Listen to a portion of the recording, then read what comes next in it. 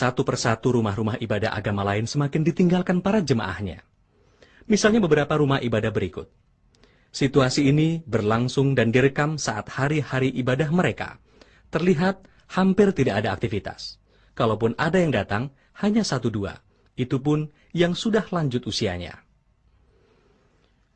Di antara mereka yang masih mengaku seorang Kristiani, bahkan tidak merasa perlu datang ke gereja dan mengakui kemunduran-kemunduran kepercayaan mereka kepada iman yang sebelumnya mereka yakini. Many years ago, I was also a young man. Whole families go any week to the church. Yes. Now people older, yes, and the young people were older, see no more go to the church. In Europe, we know the whole day for pray. We don't like that. When I alone, sometimes alone, I can pray for myself. I sit so, yes, and I can pray. I can sing that. I will not pray together with other men. Oh no, I have need to the church. I know. When I am, yes, I do that. I do that. When I'm walking outside and I sit alone, sometimes I pray for myself. I pray, yes. I close my eyes and I pray. What I like to pray.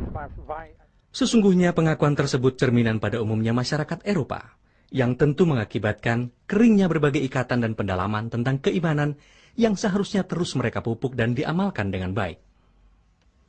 Sikap tersebut secara langsung berakibat kepada tempat ibadah yang tidak ada lagi pengunjungnya. Ditambah, sudah sangat banyak yang benar-benar tidak percaya lagi dan tentu juga karena sudah menjadi muslim. Auzubillahiminasyaitonirrajim. Bismillahirrahmanirrahim. Qul huwallahu ahad. Allahus samad. Lam yalid wa lam yulad wa lam yakul lahu kufuwan ahad. Sebuah gereja besar di daerah Breda, Belanda, yang saat ini sedang dalam proses pendekatan dan tahapan untuk dijadikan masjid, di mana dalam proses awal saat ini mulai digunakan untuk kegiatan sholat Jumat dan kegiatan besar lainnya bagi umat muslim di sana. Semoga Allah Subhanahu wa Ta'ala memberikan kekuatan kepada saudara-saudara kita di sana, sebab proses sebuah rumah ibadah lain untuk dijadikan masjid tidaklah mudah. Penuh tantangan, hambatan, dan rintangan yang tidak kecil. Namun dari pengalaman lebih 40 rumah ibadah agama lain menjadi masjid, maka insya Allah tidak ada yang mustahil di mata Allah. Berbagai kejadian tadi tentu tidaklah terjadi secara tiba-tiba.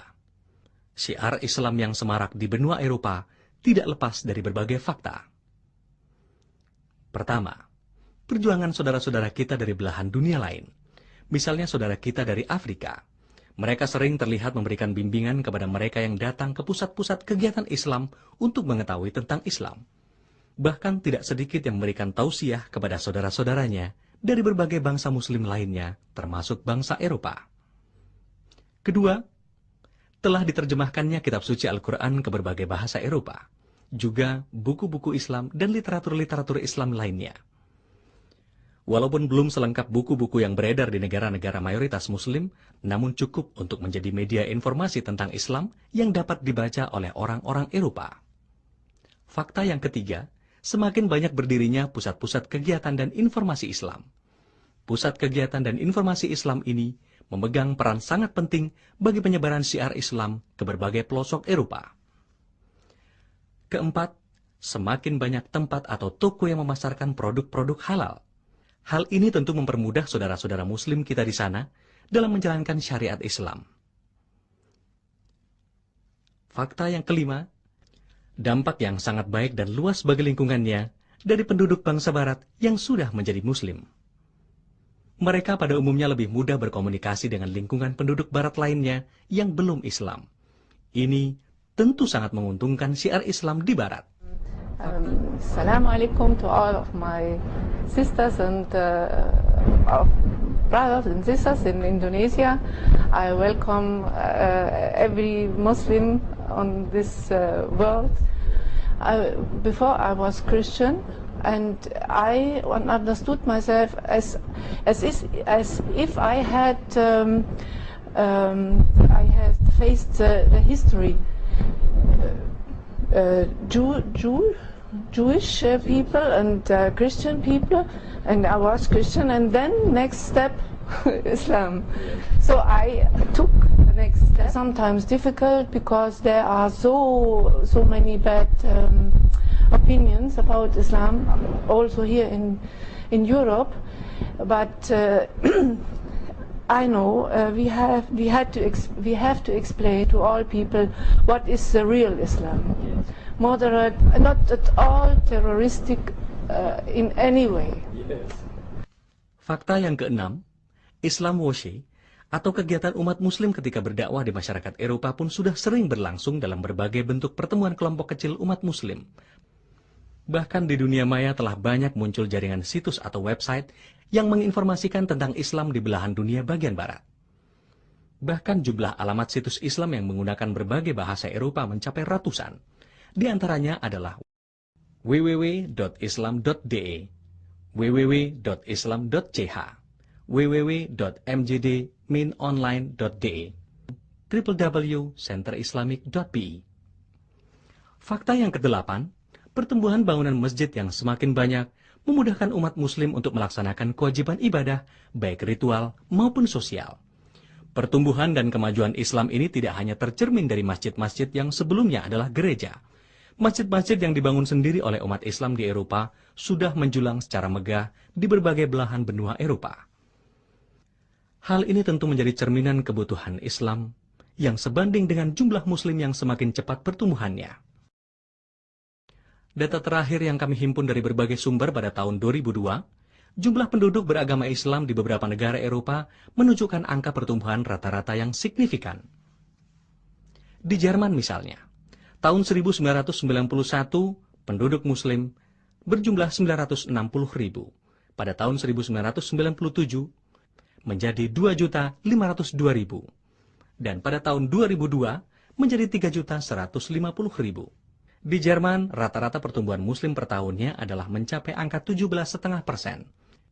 Di Inggris, pada tahun 1991 berjumlah 750.000 umat muslim. 6 tahun kemudian menjadi 1,5 juta, 2 kali lipat dari sebelumnya. Dan signifikansi ini terlihat pada angka tahun 2002, yakni 3.100.000 muslim. Rata-rata pertumbuhan muslim per tahunnya adalah mencapai angka 18,4%. Di Belgia, dari 300.000 pada tahun 91 menjadi 500.000 pada tahun 97 dan menjadi 1.440.000 pada tahun 2002. Di Belgia, pertumbuhan muslim per tahunnya menjadi 20,6%. Di Perancis, lebih signifikan lagi. 1.050.000 pada tahun 91, namun kemudian menjadi 3 juta, dan tahun 2002 menjadi 4.460.000. Rata-rata pertumbuhan muslim per tahunnya adalah mencapai 19,7%. Di Belanda yang awalnya tahun 91 dari data yang kami peroleh berjumlah 660.000 muslim. Tahun 97 menjadi 1.400.000 umat muslim. Dan pada tahun 2002 menjadi 2.643.000 muslim. Belanda rata-rata pertumbuhan muslim per tahunnya 18,2%. Penduduk muslim di Spanyol pada tahun 1991 berjumlah 300.000. Kemudian di tahun 1997 berjumlah menjadi 450.000. Dan tahun 2002 angkanya berubah menjadi 1.400.000. Spanyol mencapai angka rata-rata pertumbuhan per tahun tertinggi, 20,9%. Sedangkan di negara Yugo dan Slavia, gabungan negara ini sejak tahun 91 hingga tahun 2002 terpantau 3 juta, 5 juta, bahkan tahun 2002 adalah menjadi 7 juta umat muslim. Dan Yugo serta Slavia, rata-rata pertumbuhan per tahunnya hingga tahun 2002, 13,9%. Sedangkan di Bulgaria, yang tahun 91-nya berjumlah 800.000 umat muslim, tahun 97 menjadi 1,5 juta penduduk muslim, dan tahun 2002 menjadi 2.200.000 penduduk muslim. Rata-rata pertumbuhan per tahunnya mencapai 15,19%. Pertumbuhan yang cepat tersebut akan semakin meyakinkan ketika kita banyak menjumpai anak-anak muda Eropa yang sudah menjadi muslim. Gambaran yang telah Anda saksikan sejak awal tayangan ini hanyalah sebagian kecil yang mampu direkam oleh tim Arimatea dalam waktu yang cukup singkat. Masih begitu banyak komunitas, rumah ibadah, organisasi, serta gedung layak dijadikan sebagai tinta sejarah di Eropa. As of course, so many of them قل هو الله أحد الله الصمد لم يلد ولم يولد ولم يكن له كفوا أحد. أعوذ بالله من الشيطان الرجيم. بسم الله الرحمن الرحيم. اقرأ باسم ربك الذي خلق خلق الإنسان من علق اقرأ وربك الأكرم الذي علم بالقلم علم الإنسان ما لم يعلم كلا إن الإنسان ليطغى أرآه استغنى إن إلى ربك رجعا أرأيت الذي ينهى عبدا إذا صلى أرأيت إن كان على الهدى أو أمر بالتقوى أرأيت إن كذب وتولى ألم يعلم بأن الله يرى كلا لئن لم ينتهي لنسفعا بالناسية ناسية كاذبة خاطية فليدع ناديا سندع الزبانية كلا لا تطيعه واسجد واقترب. Sadaqallahul azim. Saudaraku, baru ini yang bisa dilakukan oleh sebagian dai yang berdakwah di sana. Mari kita bayangkan, bila seorang dai seperti beliau saja mampu menembus ke dalam komunitas berkulit putih dengan segala kekurangan dan keterbatasannya, belum lagi berhadapan dengan berbagai halangan dan bermacam rintangan. Lagi-lagi, Allah bekerja dalam setiap keridhoannya tanpa kita sadari.